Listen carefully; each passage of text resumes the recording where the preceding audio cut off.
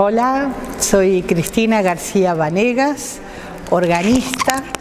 Conmemoré el año pasado y todavía sigo conmemorando mis 50 años, bodas de oro en la música, como música profesional.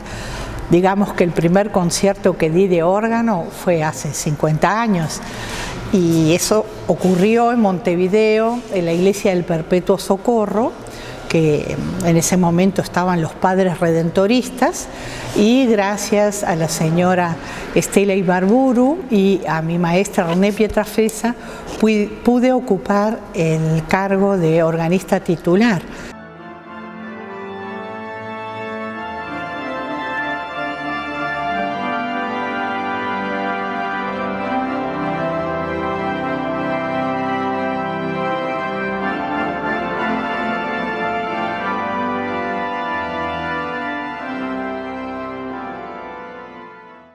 ¿Qué es eso, organista titular? Bueno, es un puesto que aspira cada organista que necesita tener un instrumento para su estudio, para comenzar a hacer conciertos y para, bueno, en muchos casos, en la mayoría de los casos, es o debería ser un modus vivendus. Por ejemplo, cuando fui a Suiza a estudiar órgano, ya a hacer los exámenes finales, ¿cómo pude permanecer en Suiza, en la ciudad de Ginebra? Bueno, muy fácil. Enseguida, la semana que estaba allí, ya anotada en el Conservatorio de Ginebra,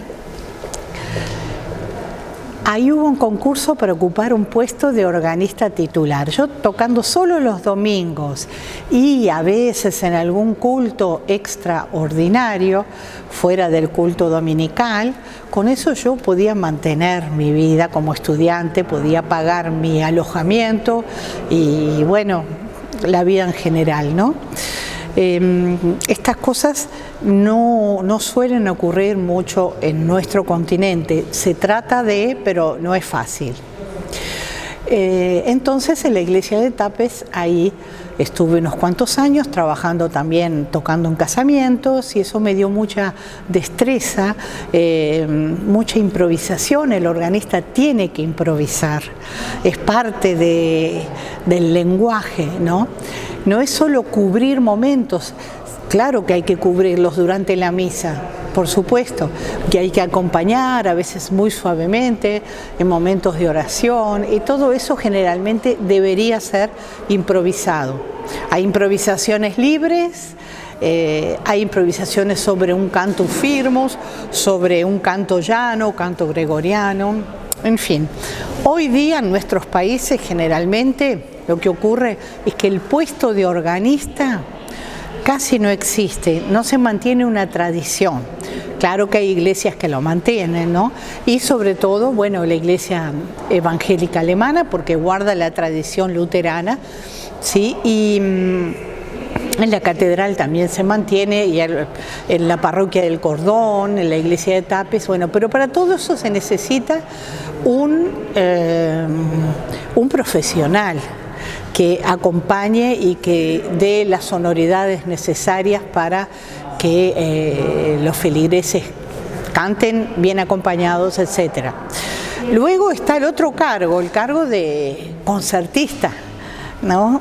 No todos quieren ser concertistas, bueno, yo decidí serlo y eso me ha permitido volar alto y tener mucha actividad concertística en 4 continentes. Faltó uno, la Antártida. Yo también quisiera decir que si bien ese trabajo de organista no es fácil en nuestros países, también es muy interesante decidir vivir acá, pudiendo pegar saltos continuamente a otros países para nutrirse, ¿sí?, de la historia, la sabiduría, la inteligencia, capacidad que hay que desarrollar para llegar a ciertos ítems, a ciertos lugares.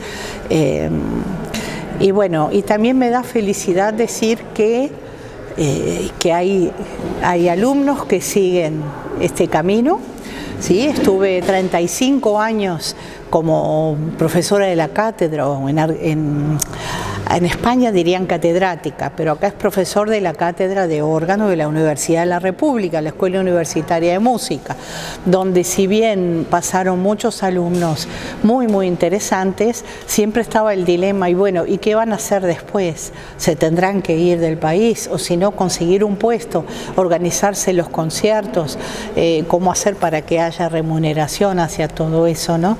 Hay que pensar todo eso, pero la alegría es saber que siguen detrás mío, ¿no? Una cantidad de alumnos, y también que para muchos pude darles las alas para llegar, ¿no? Para realizar estudios, y bueno, algunos se han quedado en el extranjero, pero por otro lado tengo la actividad coral, la actividad del canto, la actividad de coros de niños. Estamos en el Museo del MAPI, ¿sí? Y aquí tenemos un coro de niños que se llaman los de Profunditos. ¿Por qué? Porque el ensamble vocal e instrumental de Profundi ya es un grupo vocal que el año que viene está conmemorando 35 años de vida, y bueno, hemos indagado, investigado en músicas de nuestra América, sobre todo la época colonial, y bueno, grandes hitos para nosotros, para el país, de las obras sinfónico-corales y las obras del periodo barroco, los grandes oratorios y sobre todo de las pasiones de Johann Sebastian Bach, y la Gran Misa en Si menor, Oratorio de Navidad, Magnificat, bueno, y todo trayendo instrumentistas del extranjero haciendo música con instrumentos de época o copias reliquias. Y para terminar, les digo que en el programa de hoy, que está dedicado a algo que no suele recrearse en nuestro país, es la música del Trecento. Ahí abarcamos todo el medioevo, desde 1200 y muy poco hasta el apogeo del gran Francesco Landini, que fallece hacia 1370, algo así, por ahí, y son todos músicos que vienen de una cuna muy rica, porque la tradición hacía que habían en 3 ciudades, la principal Florencia, Perugia, los alrededores, bueno, en la Toscana generalmente, ¿no? Y en Bolonia. Entonces eran puntos interesantísimos de música que ya se desliga de la música sacra, sino que ya apunta a la poesía, ¿sí? Y a un difícil contrapunto, entendimiento. Por ejemplo, hoy vamos a terminar con una obra que hay 3 cantantes y cada uno cuenta una historia, una poesía diferente, ¿sí? Entonces es un virtuosismo muy nuevo también para nosotros, a pesar que es música de tanto tiempo atrás. Esa es la realidad, y bueno, lo vamos a usar con 2 órganos que me pertenecen, que se encuentran en esta sala, la sala principal, donde se hacen conciertos también, además de las maravillas que se pueden apreciar en las vitrinas del museo. Y hay 2 instrumentos que se llaman portativos, porque se pueden llevar de un lado al otro, o positivos porque se posan, ¿sí? Y que no tienen muchos sonidos como un instrumento gigante que las catedrales, y eso no es necesario. Hay mucho repertorio para este tipo de instrumentos, y son los que encajan mejor para la propuesta del día de hoy. Así que espero que disfruten mucho de esta nueva ola. Última pregunta. ¿Cuáles fueron los 2 o 3 órganos más importantes que te tocó tocar en el mundo, que recuerdes? Bueno, no cabe duda que lo más importante ha sido tocar en la propia iglesia de Johann Sebastian Bach, donde él estuvo entre 1723 y 1750, en la ciudad de Lipsia, en español, en alemán Leipzig, y en la iglesia de Santo Tomás, Thomaskirche.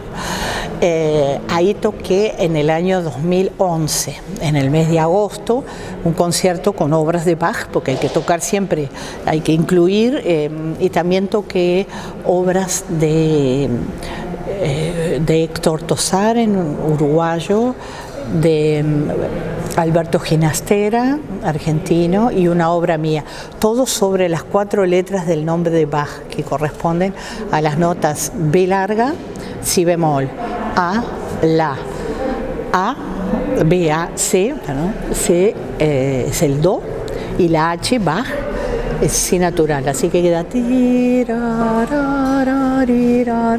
sobre eso tantos compositores se inspiraron y escribieron. Entonces el órgano, que no es el órgano que tocaba Bach, porque no existe más, pero inspirado, neobarroco, y el otro es el instrumento, es muy difícil decir, ¿no? Porque toqué en Notre Dame de París, pero no es, estratégicamente sí es importantísimo, pero no es el instrumento que más. Bueno, les digo, San Petronio en Bolonia. San Petronio en Bolonia tiene 2 instrumentos, uno de 1492 y otro de 1537, Malamini y Da Prato. Da Prato, el más antiguo, Malamini, lo más bello que hay en el mundo. Muchísimas gracias, Cristina. A ti.